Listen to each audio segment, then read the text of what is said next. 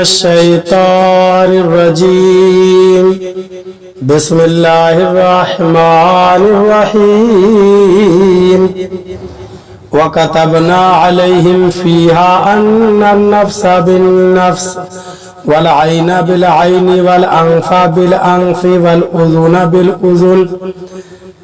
والأذن بالأذن والسن بالسن والجروح قصاص فمن تصدق به فهو كفارة الله ومن لم يحكم بما أنزل الله فأولئك هم الظالمون۔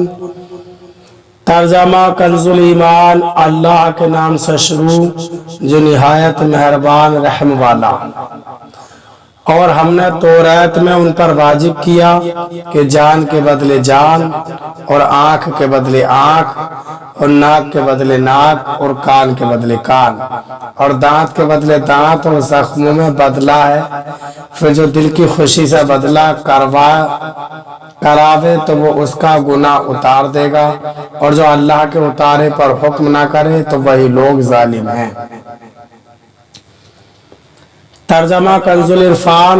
اور ہم نے توریت میں ان پر لازم کر دیا تھا کہ جان کے بدلے جان اور آنکھ کے بدلے آنکھ اور ناک کے بدلے ناک اور کان کے بدلے کان اور دانت کے بدلے دانت کا قصاص لیا جائے گا، اور تمام زخموں کا قصاص ہوگا۔ پھر جو دل کی خوشی سے خود کو قصاص کے لیے پیش کر دے تو یہ اس کا کفارہ بن جائے گا، اور جو اس کے مطابق فیصلہ نہ کرے جو اللہ نے نازل کیا تو وہی لوگ ظالم ہیں۔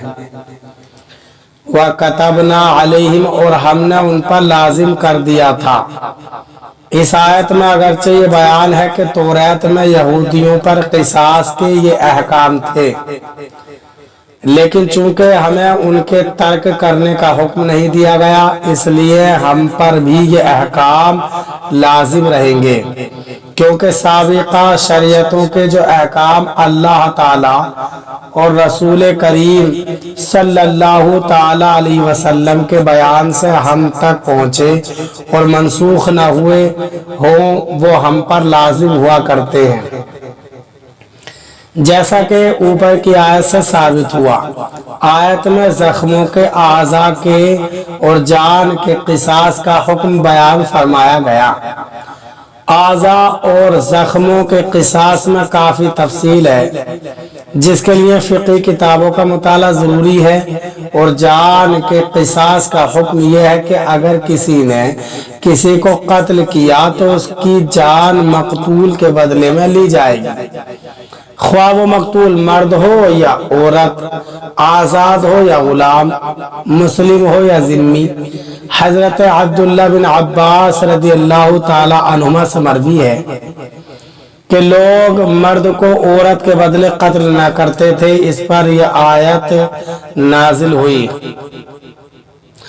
فَمَن تَصَدَّقَ بِهِ، تو جو خود کو قصاص کے لیے پیش کر دے، یعنی جو قاتل یا مجرم یا جرم کرنے والا اپنے جرم پر نادم ہو کر گناہ کے وبال سے بچنے کے لیے بخوشی اپنے اوپر حکم شرعی جاری کرائے تو قصاص اس کے جرم کا کفارہ ہو جائے گا، اور آخرت میں اس پر عذاب نہ ہوگا۔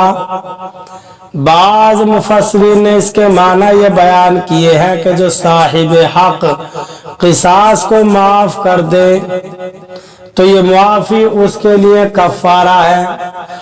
دونوں تفسیروں کے اعتبار سے ترجمہ مختلف ہو جائے گا۔ تفسیر احمدی میں ہے یہ تمام قصاص جب ہی واجب ہوں گے جبکہ صاحب حق معاف نہ کرے، اگر وہ معاف کر دے تو قصاص ساقط ہو جائے گا۔ اللہ تعالی ہمیں قرآن پاک پر عمل کی توفیق عطا فرمائے، آمین۔